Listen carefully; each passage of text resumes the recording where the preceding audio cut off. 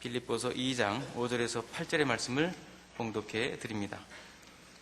너희 안에 이 마음을 품으라. 곧 그리스도 예수의 마음이니 그는 근본 하나님의 본체시나 하나님과 동등됨을 취할 것으로 여기지 아니하시고 오히려 자기를 비워 종의 형체를 가지사 사람들과 같이 두셨고 사람의 모양으로 나타나사 자기를 낮추시고 죽기까지 복종하셨으니 곧 십자가에 죽으심이라.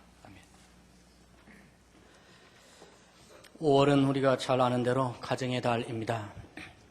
어린이날도 있고 어버이날도 있고 어제는 또 부부의 날이었답니다.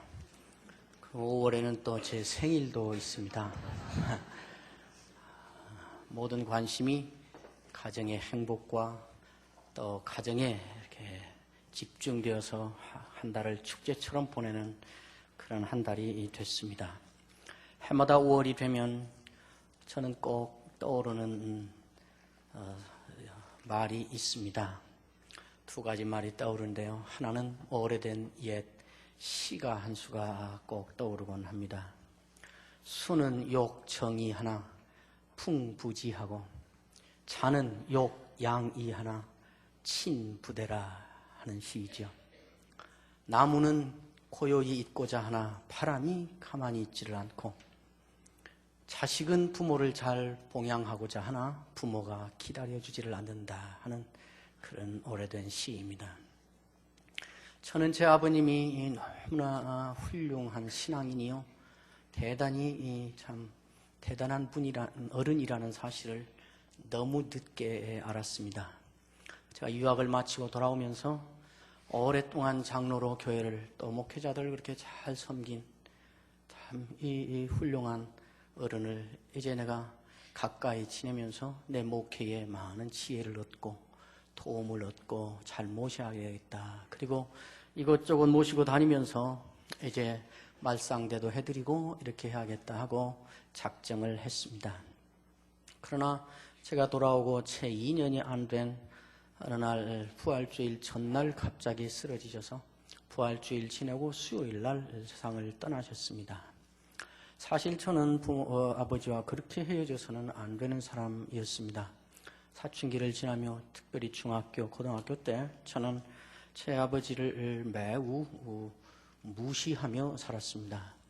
어느 날은 제 어머니께서 네가 내 아버지에게 그 한 말을 아버지가 듣고 여러 날 혼자 우시더라 그런 말씀을 한 적이 있었는데 그 일을 제가 우리 아버지께 다 사죄를 하고 용서의 선포를 받고 그렇게 했어야 되는데 그 일을 못한 채 그렇게 영영 헤어져 버려서 그런저런 일들이 5월이 되면 이 한 시와 함께 언제나 생각나곤 합니다.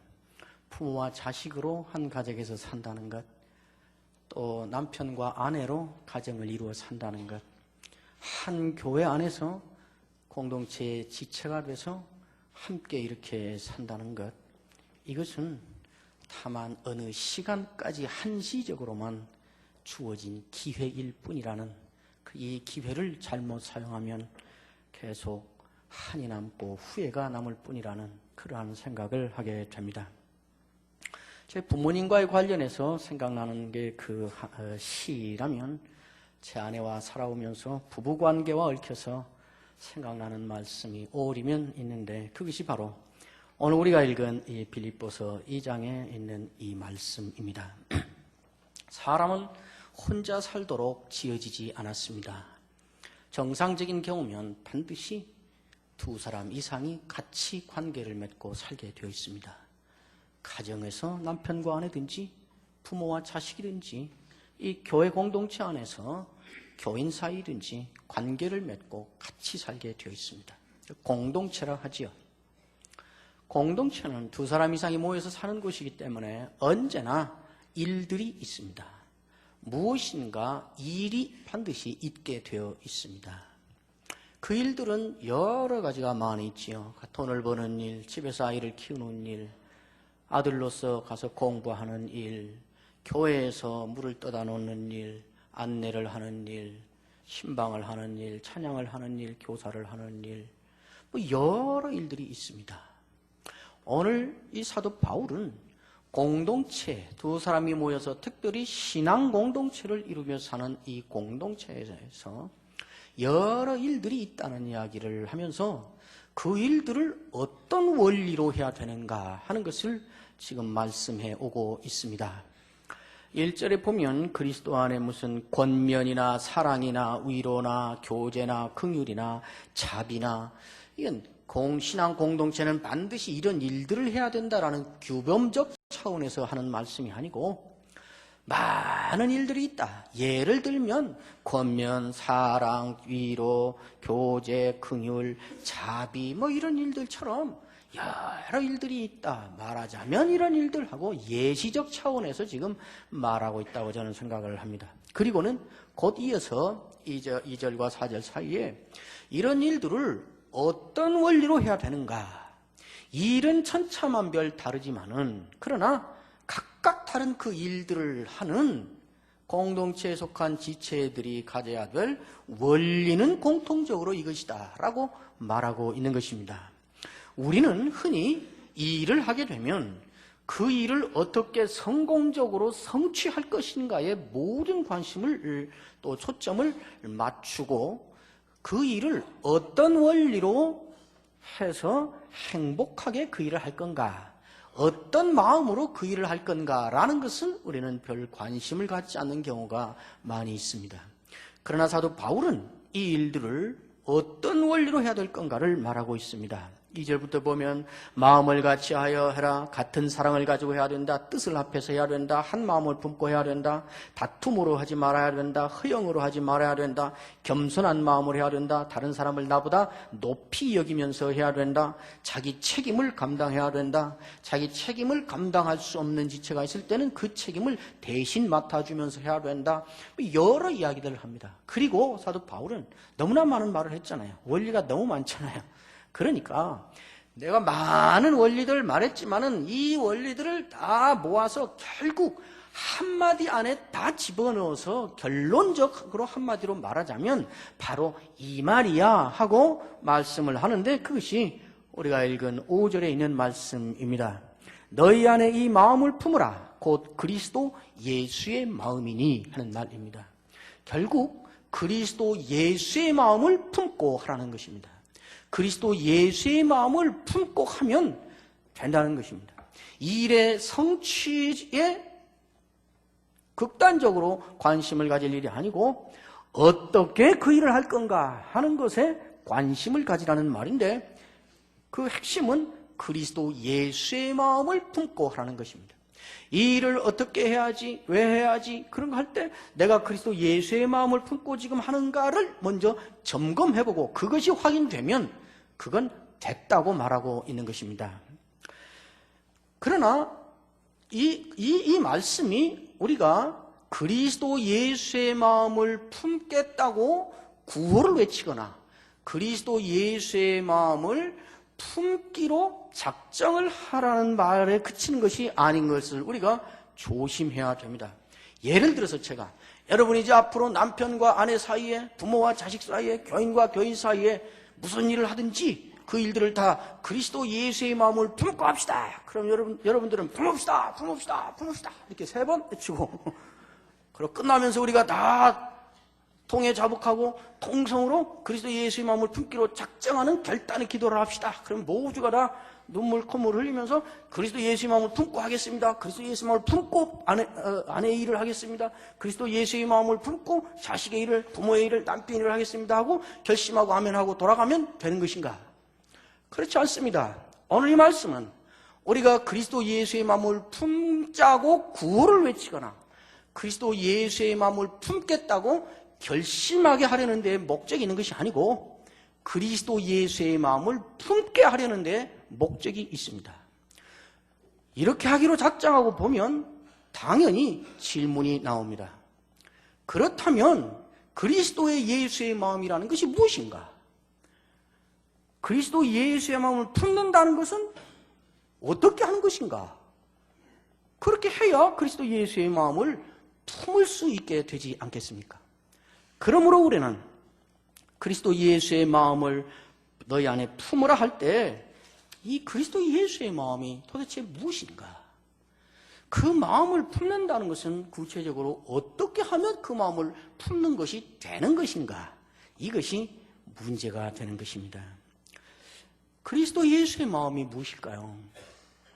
사도 바울은 너희 안에 이 마음을 품으라 곧 그리스도 예수의 마음이니 그래놓고 바로 이어서 6절부터 이 마음의 장본인이신 그리스도 예수께서 어떻게 하셨는가, 무엇을 하셨는가를 길게 6절, 7절, 8절에 걸쳐서 기록해놓고 있습니다. 그는 근본 하나님의 본체시나 하나님과 동등됨을 취할 것으로 여기지 아니하고 자기를 비워 종의 형상을 가져 사람과 같이 되셨으니 사람의 모양으로 나타나서 자기를 낮추고 죽기까지 복종하셨으니 십자가에 죽으셨다. 이렇게 말합니다. 예수 그리스도는 본래가 그 자신이 하나님 자신이셨다. 그러나 하나님이기를 사양하시고 자기를 낮추어서 인간이 됐다. 인간 가운데서도 종이 되셨고 종 가운데서도 죄인이 되셨고 죄인 가운데서도 십자가에 못 박아 죽여야만 되는 죄인의 가장 밑바닥까지 내려간 죄인이 됐다. 이렇게 말하고 있습니다. 이거 한마디로 하면 그리스도께서 자기를 낮추었다는 말이지요. 그러면 뜻 보면 품으라는 그리스도 예수의 마음은 자기를 낮추는 것이구나. 자기를 낮추고 겸손해지면 그리스도 예수의 마음을 품는 것이 되는구나. 이렇게 생각하기가 쉽습니다.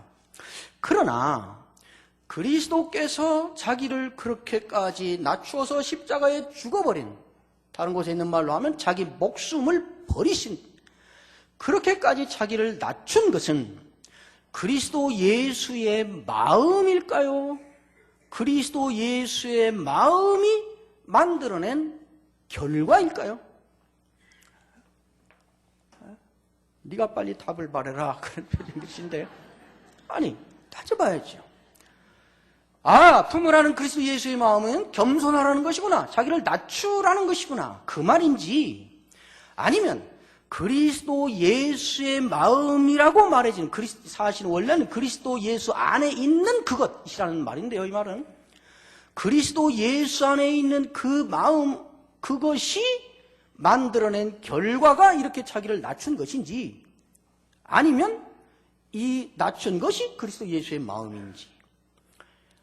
여러분, 자기를 낮추는 것은 그리스도 예수의 마음이 만들어낸 결과입니다. 그렇죠? 네. 우리가 자기를 낮추는 것은 언제나 선이 되고 덕이 되는 것도 아닙니다. 자기를 낮추는 일을 우리는 얼마든지 가슴에 원한과 복수의 칼을 숨겨두고도 얼마든지 자기를 낮출 수 있습니다. 성경도 그리스도 예수께서 이렇게 낮춘 것 여러 가지로 말합니다. 하나님이 자기 독생자를 보냈다라고 이 6절에서 8절까지 하는 말을 요약하는 것도 있고, 그리스도 편에서 그리스도가 자기의 목숨을 버렸다는 한마디로 이 긴 과정을 요약하기도 하고, 여러 가지로 하나님이 보내셨다라는 말도 하기도 하고, 여러 가지로 요약합니다. 그러나 그때마다 그리스도가 이렇게 자기를 낮춘 그것을 볼 때마다 우리가 확인하는 것은 무엇인가? 그리스도의 겸손을 우리는 확인하는 것인가? 무엇을 확인하는가를 성경이 여러 곳에서 분명히 말씀하고 있습니다. 로마서 5장 8절에 가시면, 신약성경 246페이지에 가시면 사도 바울은 이렇게 분명히 말하고 있습니다. 우리가 아직 죄인 되었을 때에 그리스도께서 우리를 위하여 죽으심으로, 빌립보서 2장 6절에 있는 8절 말씀을 이렇게 요약한 거죠. 우리가 아직 죄인 되었을 때에 그리스도께서 우리를 위하여 죽으심으로 하나님께서 우리에 대한 자기의 무엇을 확증하셨다고 말씀합니까? 사랑을 확증하셨느니라.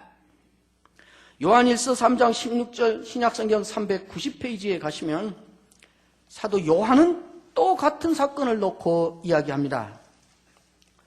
16절, 그가 우리를 위하여 목숨을 버리셨으니 우리가 이로써 그의 겸손을 알고, 그럽니까? 우리가 이로써 사랑을 알고 우리도 형제들을 위하여 목숨을 버리는 것이 합당하니라. 요한복음 여러분 잘 아시는 3장 16절에도 그렇게 말합니다. 하나님이 세상을 이처럼 사랑하사 독생자를 주셨으니. 요한일서 4장 9절에 10절 그 옆 페이지에 있는 말씀에도 하나님의 사랑이 우리에게 이렇게 나타난 바 되었으니, 사랑이 나타났다고 말합니다. 그리고 그 나타난 것을 말하기를 하나님이 자기의 독생자를 세상에 보내셨다. 결국 이렇게 놓고 보면 그리스도 예수의 마음, 우리가 품어야 될 그리스도 예수의 마음의 그 핵심은 낮추는 거 아니고 겸손한 거 아니고 사랑이라는 말이 되는 것입니다. 실제로 우리는 어떤 사람을 사랑할 때만 진심으로 그 앞에서 나를 낮출 수 있게 됩니다. 어렸을 때에 할아버지들을 자주 보았습니다. 저도 제 할머니한테 그렇게 하기도 했습니다. 할아버지들은 60이 넘은 할아버지가 5살, 6살 된 어린 손주 녀석이 아버지, 엎어져, 말 탈 거야. 그러면 답작 엎어집니다. 그 6살 된 놈이 할아버지 등에 올라타서 때리면서 말소리 내라 그랬다. 그 할아버지가 해 하고 말소리를 내요. 말도 그 아이가 하는 말, 어눌한 말투로 말을 주고받아요.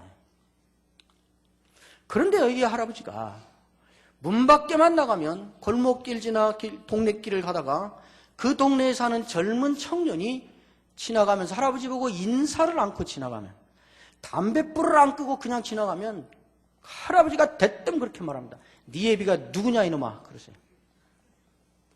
밖에 나가면 그러시는 할아버지가, 요즘은 물론 그러지 않죠. 요즘 그랬다가는 어느 주먹에 맞아 죽을지 모르는 그런 악한 세상이 돼서 요즘엔 그러지 않죠. 마음엔 다 있습니다. 그런데 대문 안에만 들어오면 6살 먹은 아이, 이 주름 깊은 데 손가락을 넣고 이렇게 장난감처럼 해도 내 새끼, 내 강아지, 그리고 품고 말 타는다고 엎어지라면 엎어지고. 왜 그럴까요? 이 할아버지가 문 밖에 들어오면 겸손해져서 그럴까요? 사랑 때문입니다. 우리는 누구를 사랑할 때만 진심으로 그 사람 앞에서 우리를 낮출 수 있게 됩니다. 그러므로 너희 안에 이 마음을 품으라 곧 그리스도 예수의 마음이니 한 그 마음의 핵심은, 그 마음은 사랑인 것입니다. 사랑하라는 것입니다.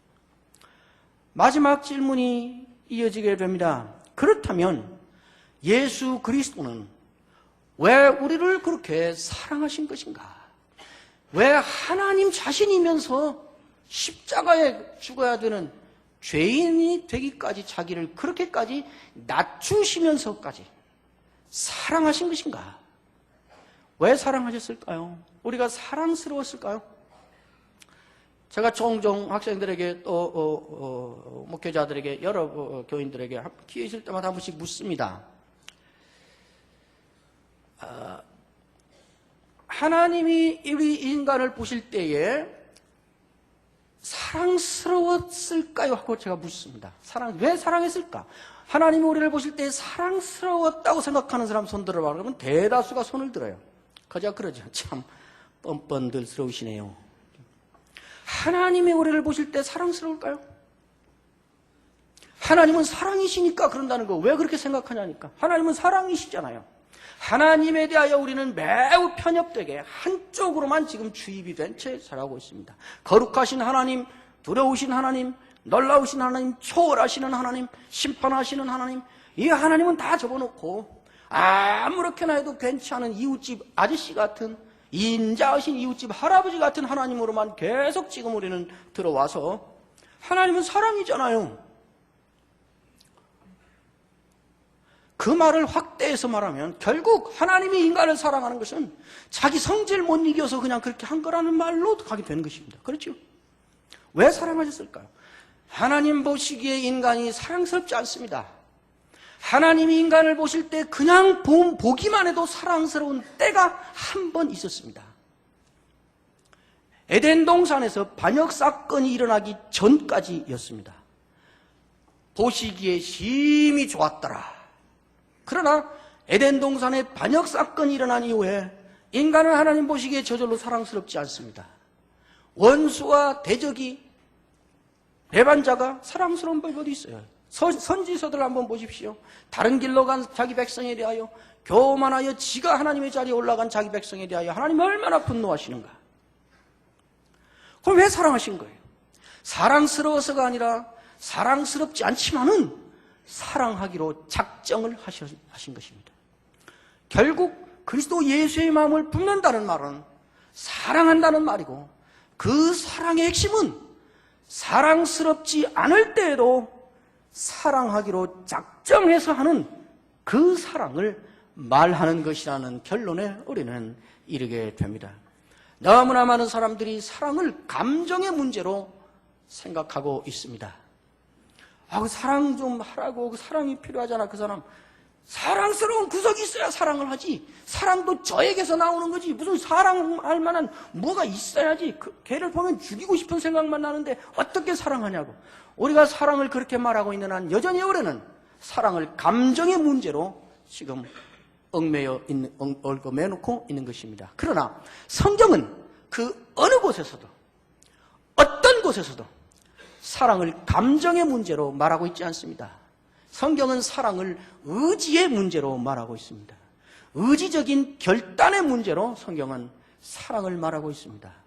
하나님이 인간을 사랑한 사랑을 말할 때에도 언제나 하나님이 그렇게 하기로 작정하셔서 그렇게 했다고 말합니다. 하나님의 사랑이 우리에게 이렇게 나타난 바 되었으니 하나님이 자기의 독생자를 세상에 보내셨다. 하나님이 자기의 아들을 화목제물로 보내셨느니라. 이것을 예수님 자신의 편에서 얘기할 때는 그가 우리를 위하여 목숨을 버리셨으니, 의지적인 하나님의 행위로 우리를 향한 사랑을 말합니다. 그리고 나서 이어지는 말이, 그러므로 너희도 서로 사랑하는 것이 마땅하니라. 너희가 이렇게 하나님의 사랑을 알았으니 이제는 너희가 서로 사랑하는 것이 합당하다. 이렇게 의지의 행위로 말하고 있습니다. 사랑은 감정의 문제가 아니고 사랑은 의지의 문제라고 성경은 말하고 있습니다. 이 말을 이렇게 설명하기는 쉽습니다. 그러나 그거를 실제로 현장에서 살아내려 하는 데는 매우 많은 문제가 우리를 가로막고 있습니다. 우리는 자주 좌절에 빠집니다. 그것이 힘들고 어렵기 때문입니다. 그럼에도 성경은 그리스도 예수의 마음을 품으라고, 그것이 사랑스러울 때만이 아니라 사랑스럽지 않을 때에도 내가 내 의지로 그를 사랑하기로 결정하는 것이라고, 그리고 몸부림을 치고 고뇌하고 그것이 안 되고 있는 내 자신에 대하여 아파하고 또다시 시도해보고, 그것이 그리스도 예수의 마음을 품는 것이라고 우리에게 말하고 있는 것입니다. 입만 벌리면 그리스도 예수의 마음을 품어야 돼, 그리스도 예수의 마음을 품고 살 거야, 그렇게 말하고 있는데 한 번도 사랑스럽지 않지만은, 사랑스럽지 않은 부모지만은, 사랑스럽지 않은 자식이지만은, 사랑스럽지 않은 남편이요 아내지만은, 사랑스럽지 않은 같은 교인이지만은, 그럼에도 우리가 받은 사랑이 그것이니 나도 해봐야 된다 해서 의지적으로 그렇게 하는 모습이 한 번도 없이 입에만 달고 다닌 것은 그리스도 예수의 마음을 품는 것과는 아무 상관이 없다는 말이 됩니다.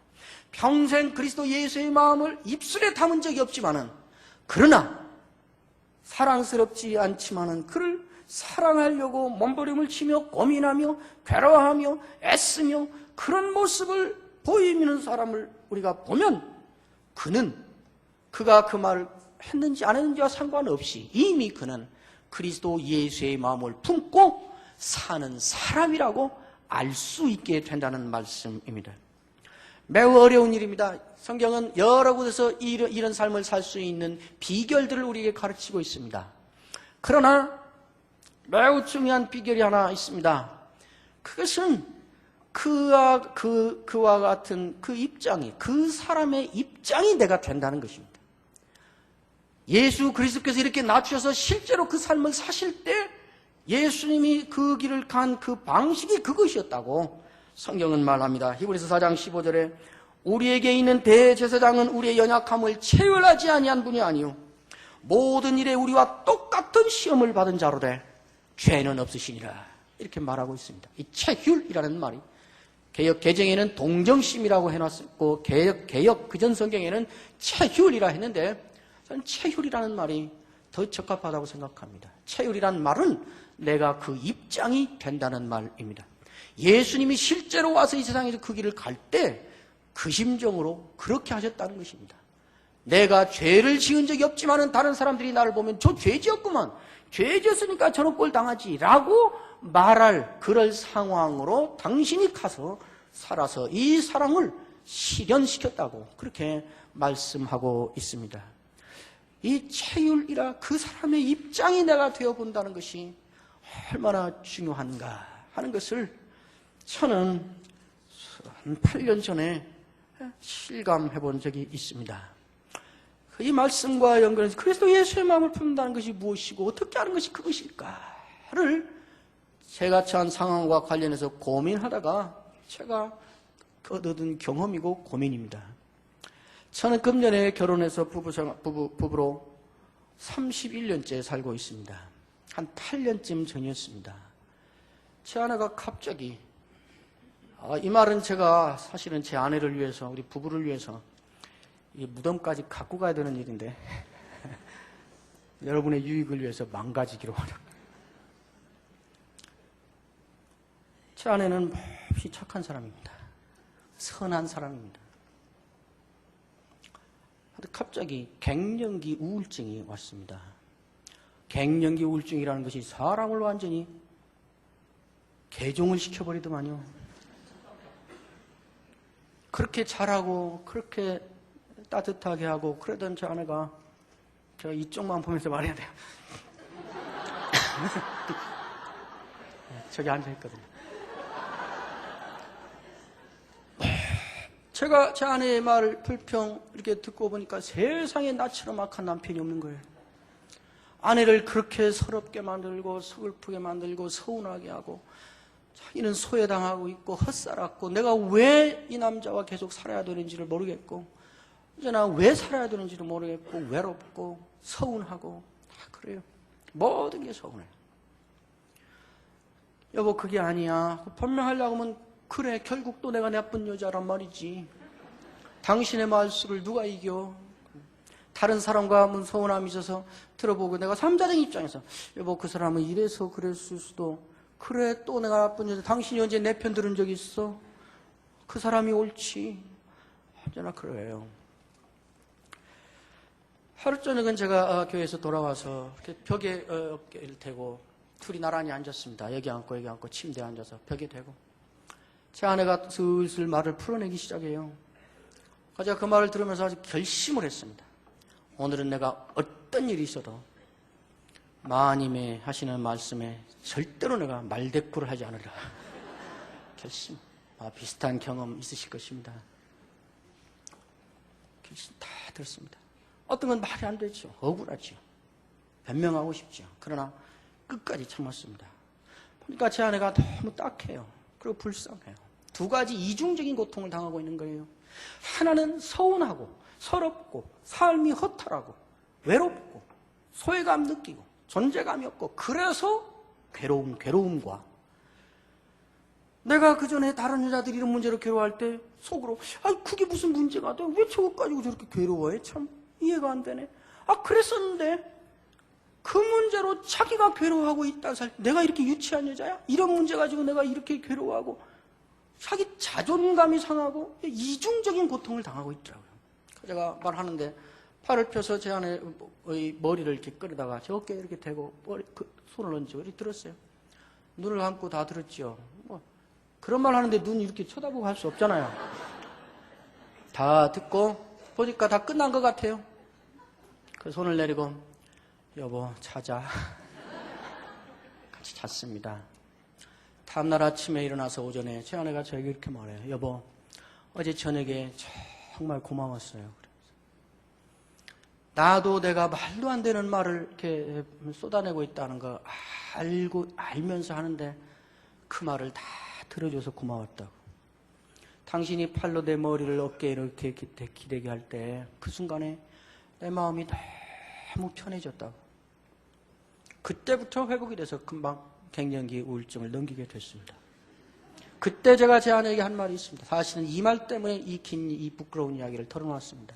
제 아내가, 여보, 이 방 안에 에어컨이 10대가 돌아가는데 사람들이 거기에 비키니에 수영 팬티만 입고 앉아서 더워 왜 이렇게 더워? 그러고 있는데 당신이 밍크 코트에 털모자 뒤집어 쓰고 가죽 장갑 끼고 들어오면서 추워 왜 이렇게 추워? 그러면 당신은 추운 거야. 지금까지는 당신 정신이 있어? 에어컨 10대 틀어놓고 수영복만 입고도 다 더워 죽는다는데 밍크 코트에 털모자 뒤집어 쓰고 장갑 끼고 들어오면서 춥다니 정신 차리라고. 제정신이 나고 그 말이 되냐고. 그런 식으로 내가 살아온 것 같아. 온 세상이 다 더워도 당신이 추우면 당신은 추운 거야. 이게 사실입니다. 이것이 체휼이라는 것이었습니다. 주님이 그렇게 이 세상에서 삶을 살아서 나 같은 것이 살아난 거구나 하는 것을 이 말씀으로부터 시작해서 그때 저는 깨닫게 됐습니다. 교인들에게도 그래서 말하기 시작했습니다. 어느 집사가, 어느 교사가, 어느 성가대원이, 어느 구역장이 교회 무슨 일로 시험 들었다 그러고 상처받았다 그러면 순방 간다 우 달려가서 왜 그러냐고, 그것이 무슨 시험거리가 되냐고, 그 일로 그 말 듣고 아무도 시험 든 사람 없는데 왜 집사님만 그러냐고, 집사님 이상하다고, 믿음이 좀 있는 줄 알았더니 집사님 믿음이 잘못된 거였는가 보다고. 그러지 말라고. 전 교인이 그거 아무렇지도 않아도 그 사람은 상처가 됐으면 그 사람은 지금 아픈 거라고. 이 입장을 가지면 사랑스럽지 않을 때에도, 사랑을 당장 할 수는 없지만 그를 최소한 미워하지는 않을 수 있고 그를 이해해야 된다는 마음으로부터 시작은 할 수 있게 되겠더라고요. 이것이 그리스도 예수의 마음을 품는 실제적인 구체적인 방식 가운데 하나일 것입니다. 인생의 연륜이 깊어지면서 신앙의 연조가 길어지면서 종종 이런 생각을 합니다. 우리의 인생의 마지막 순간에 마지막 최종 결정에 남는 말은 단 두 마디이겠다. 하나님께 대하여는 은혜입니다. 은혜라는 그 고백 안에 모든 것이 담겨지고 사람과 사람 사이에 있어서는 사랑이라, 사랑해야 된다. 사랑이라는 말 한마디로 모든 것이 담겨지고 최후에 남는 한 단어는 사람 사이에서는 사랑이라는 말 그것뿐이겠다 하는 생각을 하게 됩니다. 그런즉 믿음과 소망, 사랑 이 세 가지는 항상 있을 것인데 그 중에 제일은 사랑이라. 사실 믿음과 소망은 영원히 있진 않습니다. 주님을 만나는 순간 믿음은 더 이상 필요 없습니다. 주님을 얼굴과 얼굴로 대하는 순간 소망은 더 이상 쓸모가 없습니다. 그러나 사랑은 영원히 있게 됩니다. 이 가정의 달에 남편과 아내 사이에, 부모와 자식 사이에, 교인과 교인 사이에 그리스도 예수의 마음을 품는 사랑의 몸짓을 시작하는 출발을 만드실 수 있기를 주의 이름으로 축원합니다. 기도하겠습니다.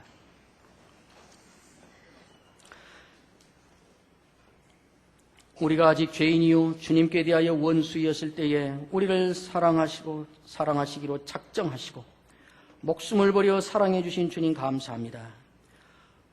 우리가 주님께로부터 받은 사랑이 그것이니 이제 우리도 그리스도 예수 우리 주님의 그 마음을 품고 사랑스럽지 않을 때에도 사랑하기로 몸부림을 치며 부모를, 자식을, 남편을, 아내를 그리고 이 공동체에 속한 지체들을 사랑하며 살게 하시옵소서.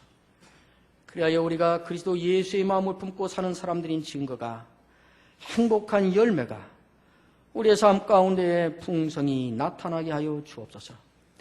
지금은 우리 주 예수 그리스도의 은혜와 하나님 우리 아버지의 그 크신 사랑과 성령님의 감화, 감동, 인도 충만하시니 주의 날, 거룩한 날, 안식의 날, 약속의 날 때를 지어 주 앞에 나와 엎드려 경배하고 이제 주의 성령과 함께 주의 말씀과 함께 부르신 삶의 현장을 향하여 흩어져 나아가는 이곳에 모인 주의 사랑을 받은 자녀들과 그 가정들과 이 복된 예수 공동체인 남포교회 외 영원토록 함께 있을지어다. 아멘.